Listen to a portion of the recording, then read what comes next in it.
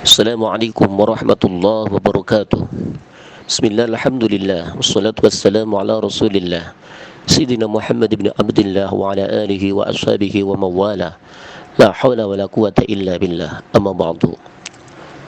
Para pendengar yang berbahagia, marilah senantiasa kita perbanyak memuji syukur kepada Allah Subhanahu wa taala, di antaranya dengan banyak kalimat tahmid alhamdulillahi rabbil alamin, atas limpahan nikmat yang Allah berikan kepada kita. Salawat dan salam semoga senantiasa terlimpah curahkan kepada junjungan kita, habibana wa nabiyana Muhammad sallallahu alaihi wasallam, keluarga, para sahabat, dan moga-moga kita termasuk umatnya yang kelak mendapat syafaat di yaumil qiyamah. Amin ya rabbal alamin. Pada pembahasan kita siang hari ini, kita akan membahas tentang satu maqalah dari salah satu sahabat Nabi Muhammad sallallahu alaihi wasallam, yaitu sahabat Umar bin Khattab radhiyallahu anhu, yang mengingatkan kepada kita tentang dzurriyyah daripada syaitan, dengan harapan moga-moga kita akan makin paham bahwa syaitan itu punya dzurriyyah yang berusaha untuk menyesatkan daripada orang-orang yang beriman. Moga-moga kita diselamatkan daripada godaan setan. Kata beliau, inna dzurriyyata syaitani tis'atun zallaitunu wa wasinun wa laqusun wa awanun wa hafafun wa murratun wa masutun wa dasimun wa walhanu. Fa amma zallaitunu fahuwa sahibul aswaq fayansibu fiha rayatahu, wa amma wasinun fahuwa sahibul musidat, wa amma a'wanun fahuwa sahibus sultan, wa amma haffafun fahuwa sahibus syarab, wa amma murratu fahuwa sahibul mazamir, wa amma lakusun fahuwa sahibul majus, wa amma al-masutu fahuwa sahibul akhbar. Yulqiha fi afwahin nas wa la yajiduna laha asla, wa amma ad-dasimu fahuwa sahibul buyut idza dakhala ar-rajulul manzila wa lam yusallim wa lam yadhkur ismallahi ta'ala waqa'a fiha bainahumul munazza'ata hatta yaqa at-talaq wal khul'u wad-darbu. Wa amma walhanu fahuwa yuwaswisu fil wudu'i was salati wal ibadat, yang artinya sesungguhnya keturunan syaitan ada 9: zallaitun, wasin, laqas, a'wan, hafaf, murrah, masud, dasim, dan walhan. Si zallaitun bertugas mengelola penggodaan pasar-pasar. Disinilah ia mengibarkan panji-panji. Si wasin bertugas mengelola penggodaan pada bencana atau musibah. Si awan bertugas menggoda pejabat. Si hafaf bertugas menggoda pada minuman pemabuk. Si murrah bertugas menggoda pada permainan seruling. Si laqas bertugas menggoda orang majusi. Si masud bertugas mengelola pengacuan pada berita-berita sehingga para penerima berita tidak tahu lagi dari mana sumbernya. Si dasim bertugas mengelola penggodaan rumah-rumah sehingga jika suami datang tidak memberikan salam serta tidak pula menyebut asma Allah, lalu ia kobarkan api pertengkaran sampai akhirnya terjadi tolak, khulu, atau tamparan oleh suami itu kepada istrinya. Dan si walhan bertugas menimbulkan was-was dalam wudu, salat, dan ibadah-ibadah lain.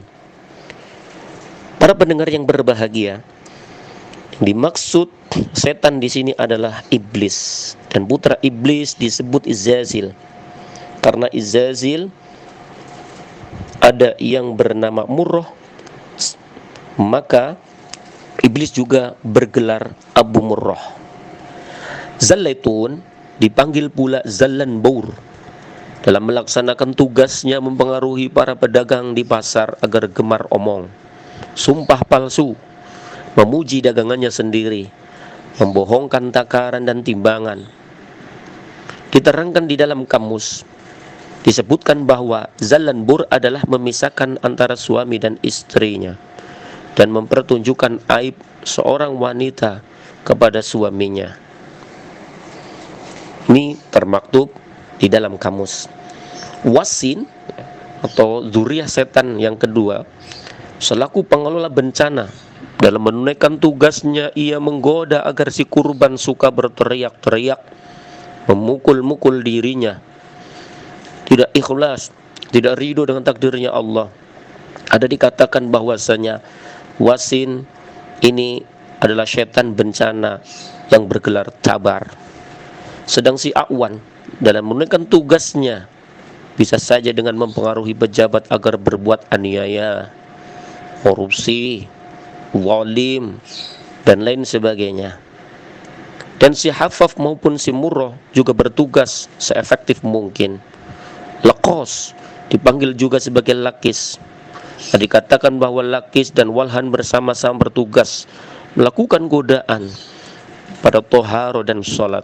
Di sini mereka berusaha menimbulkan was-was, sehingga mungkin terkadang kita lihat ada orang yang melaksanakan wudu, melaksanakan sholat, mereka seolah-olah ragu-ragu terhadap ibadahnya.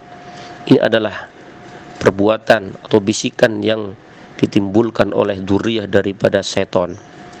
Segolan ulama menyebutkan 3 anak iblis lagi sebagai pengganti Lakos, Murrah, dan Hafaf, yaitu A'war. Ia bertugas pada perzinaan. Ia meniup daripada lubang kemaluan laki-laki dan daripada, mohon maaf, bokong seorang wanita. Yang kedua Wasnan. Ia bertugas menggoda orang tidur, yang membebani kepala dan menarik pelupuk mata agar tetap tidur dan tidak bangun untuk semacam ibadah, sholat, dan lain sebagainya. Tapi ia suka membangunkan orang tidur untuk diajak melakukan perbuatan jelek semacam zina dan sebagainya. Nauzubillah min dzalik. Yang ketiga, anak syaitan yang lain adalah Abiyadil. Ia bertugas menggoda para nabi, para wali. Para nabi selamat dari godaan mereka karena nabi adalah maksum, sedang para wali selalu berjuang untuk menghadapi godaannya. Siapa yang diselamatkan Allah, maka selamatlah dia.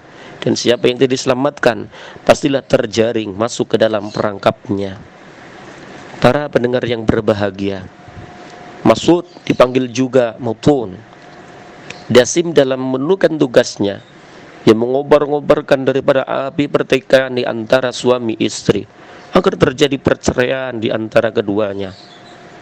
Ada pendapat lain yang mengatakan bahwasanya Dasim adalah nama untuk syaitan yang bertugas menggoda pada makanan. Ia masuk ke rumah dan makan bersama orang-orang yang digoda.